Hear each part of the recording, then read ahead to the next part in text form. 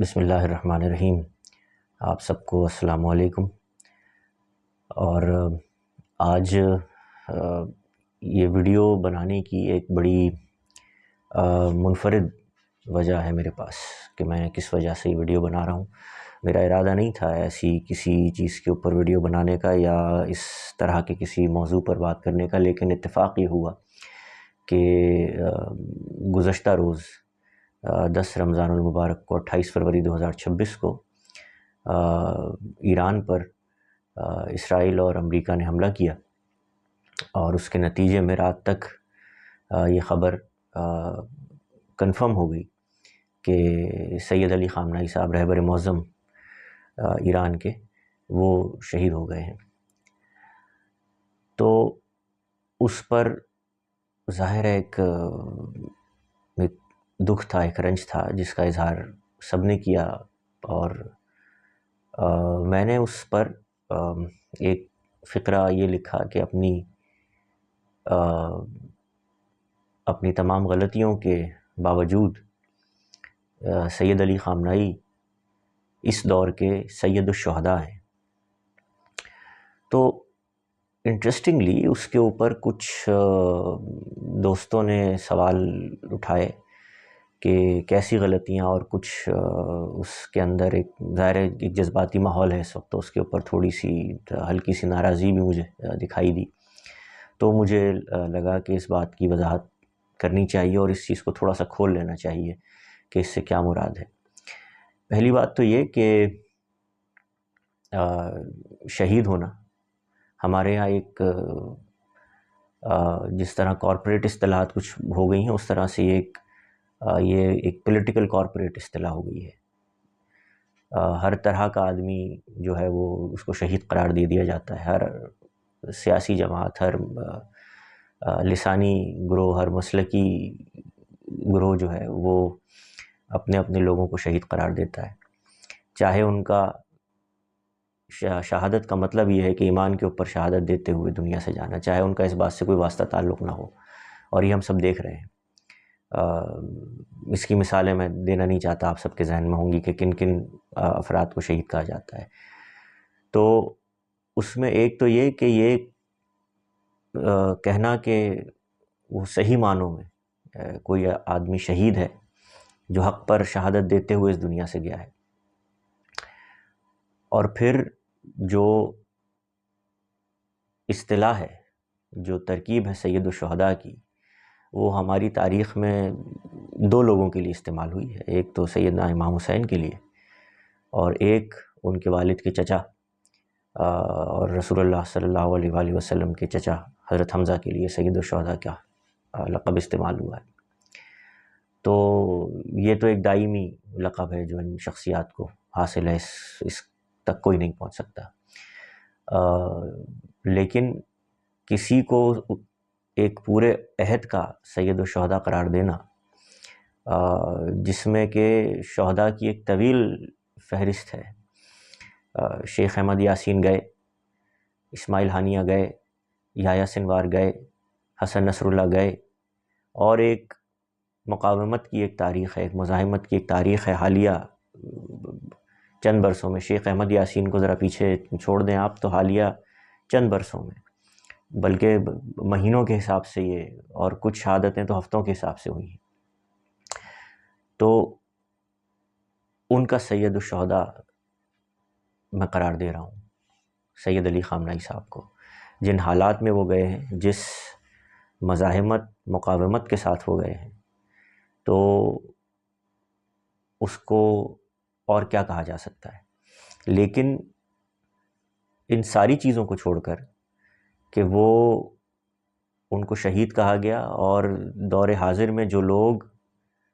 بدترین کافروں کا مقابلہ کرتے ہوئے اور شہادت دیتے ہوئے اپنے ایمان کی اس دنیا سے گئے مشکل ترین حالات میں، ان کا سردار کہا گیا، اس کے باوجود کچھ لوگوں کی توجہ ان کی غلطیوں والے الفاظ کے اوپر رہی۔ تو ظاہر ہے خدا اور رسول کے علاوہ سب سے غلطیاں ہو سکتی ہیں، اور جب آپ سیاست کے خارزار میں قدم رکھتے ہیں تو سیاسی لوگوں سے غلطیاں ہوتی ہیں۔ کون ایسا شخص گزرا ہے کہ جس سے غلطیاں نہ ہوئی ہوں؟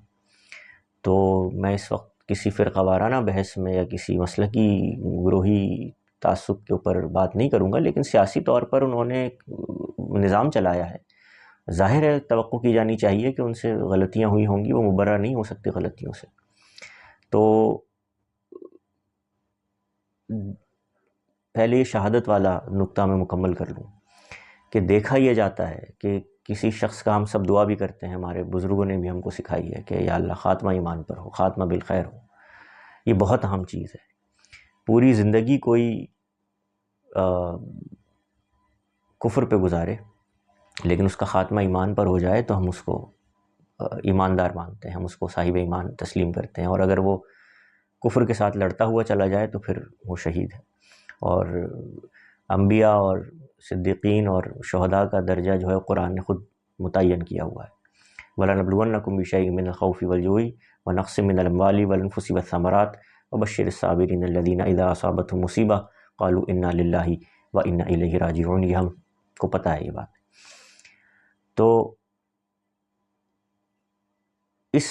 پس منظر میں انیس نے بھی کہا نا کہ بھٹکے جناب حر بھی بہت راہ راست سے،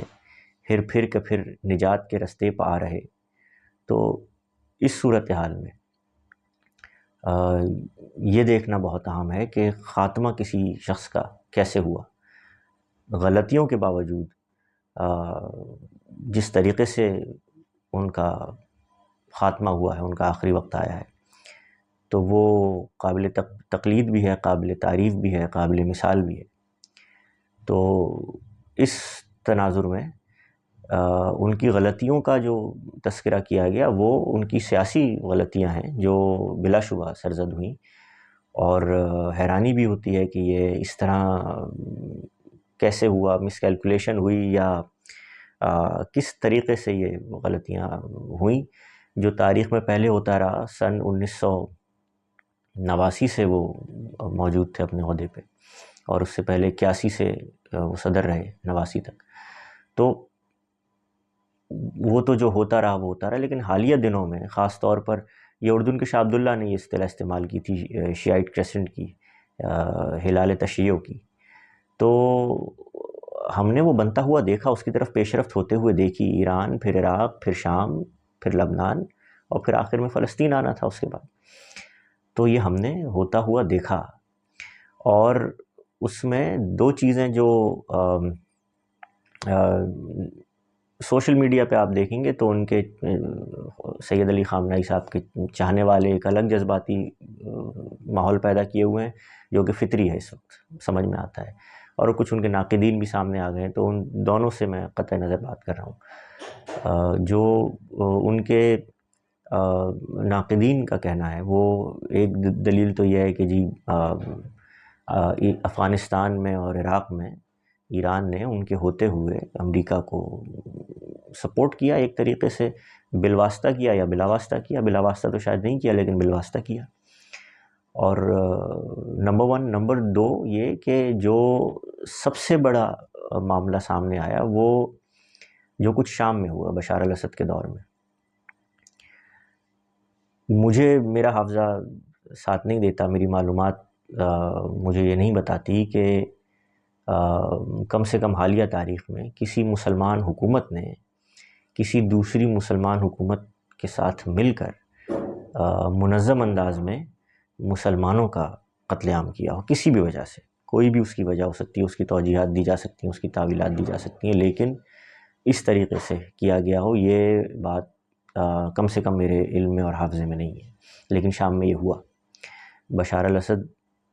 کی حکومت کو مکمل سپورٹ کیا گیا، اور ایک داعش کے یا اور دیگر مخالف گروہوں کے خطرے کو اس کا سدباب کرنے کے لیے، اس کا تدارک کرنے کے لیے بہرحال جو لوگ مارے گئے وہ مسلمان تھے. ان کی تو داستان تک بھی نہیں ہے داستانوں میں. کئی جگہوں پر، کئی علاقوں میں غزہ سے بھی زیادہ سنگین صورتحال شام میں پیدا ہوئی تھی، لیکن ان کے لیے تو آواز اٹھانے والا بھی کوئی نہیں تھا. تو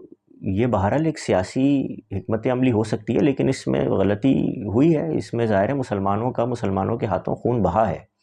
اور اس میں یہ پہلو بہت اہم بھی ہے، افسوسناک بھی ہے کہ